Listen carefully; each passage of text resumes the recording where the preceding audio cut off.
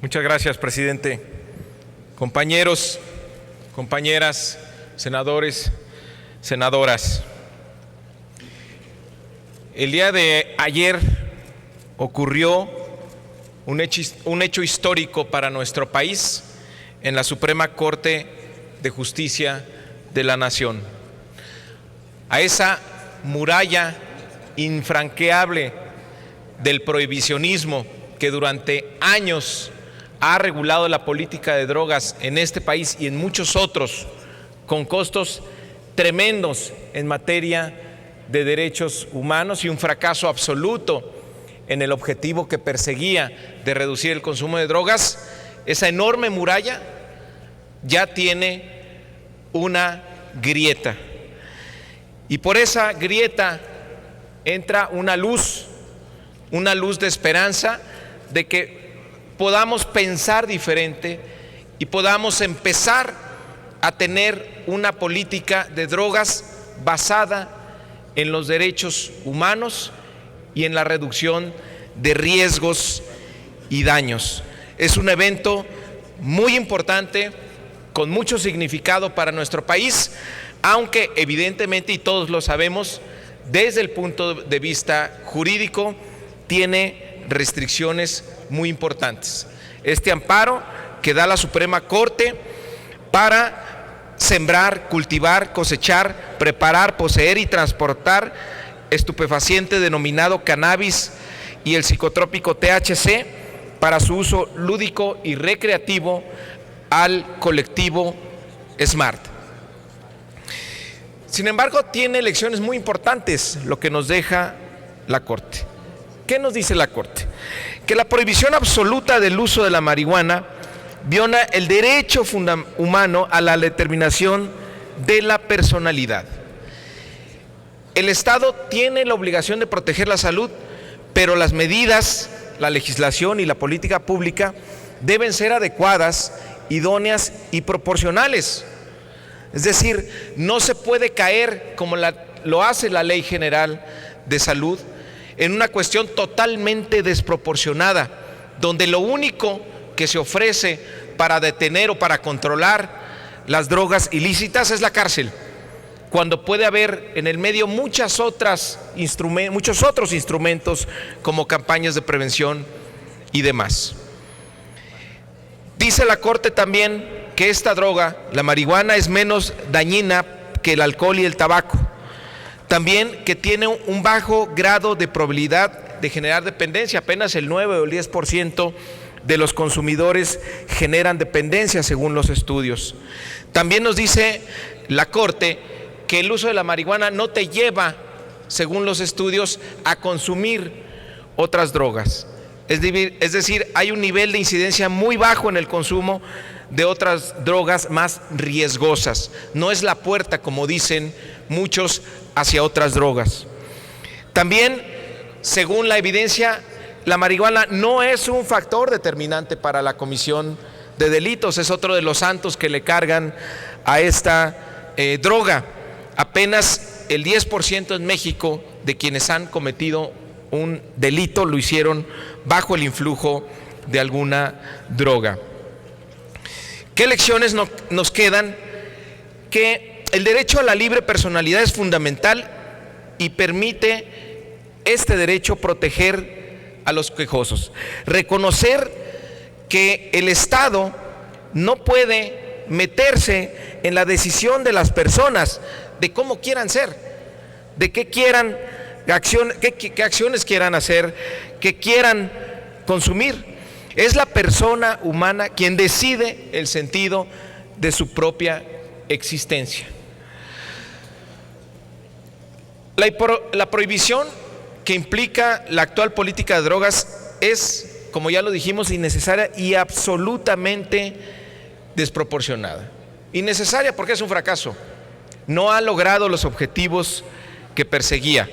Y es desproporcional porque hay otras medidas que pudieran llevarnos a alcanzar la meta de salud sin violar de manera sistemática los derechos humanos. No puede ser la única respuesta del Estado en este tema la cárcel.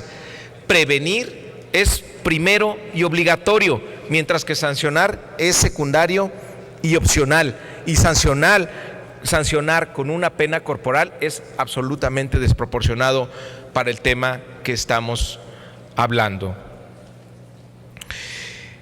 Dice la Suprema Corte que en realidad el debate debería estar entre el binomio derecho a la libre personalidad y salud, es decir, respeto absoluto a las decisiones de los individuos, respeto a sus derechos humanos, y no el que ha impuesto la política prohibicionista, que es seguridad pública y prohibición.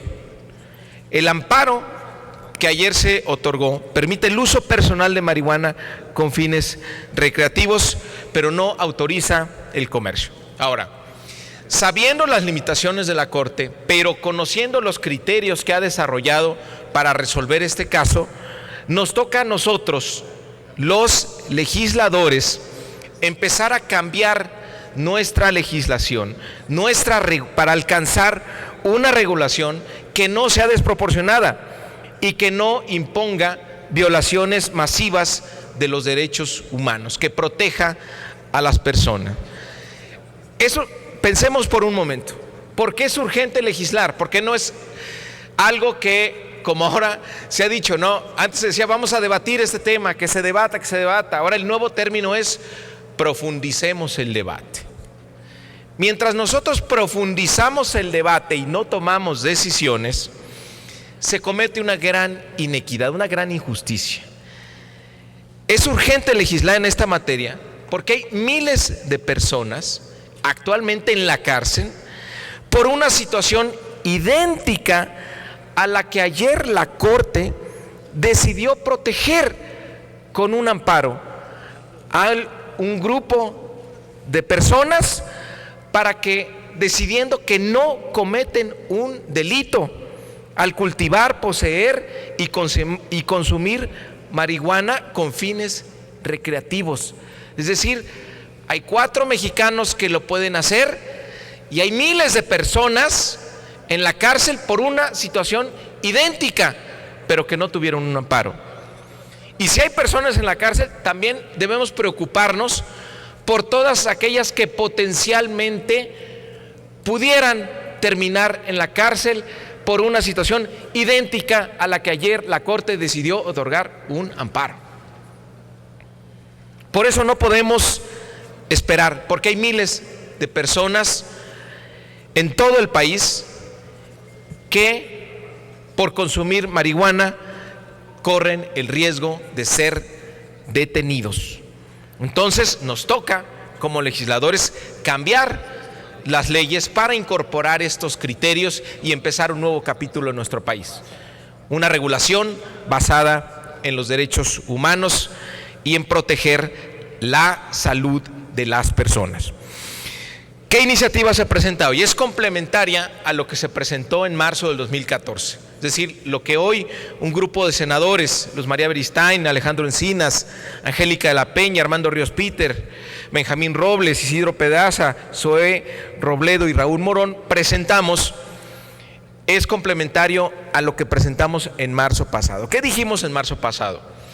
Que necesitamos establecer un sistema de control sanitario en todo nuestro país, donde podamos distribuir las competencias entre gobiernos locales y gobiernos federal para ejercer control sanitario sobre la marihuana, desde el cultivo, procesamiento, prescripción médica, importación, para que haya control sanitario. Consistía esa iniciativa en modificar la Ley General de Salud y el Código Penal Federal. ¿Qué proponíamos? Permitir el uso terapéutico de la cannabis, despenalizar la prescripción médica y aumentar el gramaje, la cantidad de marihuana que puede tener las personas para consumo personal de 5 a 30 gramos y que esto no se convierta en delito y que dejemos de llenar las cárceles de personas que traen un gramaje pues muy bajo. Esta es una segunda etapa. Aquí se incorpora la perspectiva de derechos humanos Y la propuesta es muy sencilla, atendiendo a lo que ayer hizo la Corte. Elimina la política prohibicionista absoluta impuesta a través de la Ley General de Salud sobre el uso de la cannabis, THC y los cannabinoides. Es decir, eliminar esta desproporcionalidad que ayer marca la Corte en materia de drogas. ¿Qué proponemos? 3 cosas con esta iniciativa que presentamos. 1, permitir el uso de medicamentos basados en cannabis y cannabinoides, inclusive los que estén en fase de investigación, para pacientes que han agotado las opciones médicas disponibles en México. Recordemos el caso de la niña Grace, que fue felizmente resuelto. Número 2, permitir la expedición de autorizaciones para uso recreativo de la marihuana a personas en lo individual o grupos organizados, exclusivamente, claro, mayores de edad, para que puedan cultivar, cosechar, preparar, poseer, portar y consumir cannabis y THC, marihuana, sin obviamente ejercer actos de comercio, que es algo que no resuelve la Corte, evidentemente nos toca, pero es un segundo paso. Tendríamos que modificar otras leyes. Hasta el momento tenemos que limitarlo y no permitir actos de comercio. Repito, permitir la expedición de autorizaciones para uso recreativo de la marihuana a personas en lo individual o grupos organizados para que puedan cultivar, cosechar, preparar, poseer, portar y consumir marihuana con fines lúdicos. Un tercer punto que deberíamos de avanzar es: las reformas abrirían la puerta para que se desarrolle la investigación científica con la marihuana. Es decir, en resumen, ¿qué estamos proponiendo? No despenalizar el uso de la marihuana, sino regular el uso de la marihuana. Tenemos entonces que empezar a cambiar nuestra legislación. Necesitamos una legislación centrada en la persona y en su esfera de derechos. Dice la Corte que le toca al legislativo establecer, diseñar una política integral en materia de drogas, una política multidisciplinaria, transversal, nacional y con base, lo más importante, con base en los derechos humanos. Terminemos con la política prohibicionista que ha significado una violación masiva y sistemática de los derechos humanos. No hay vuelta atrás.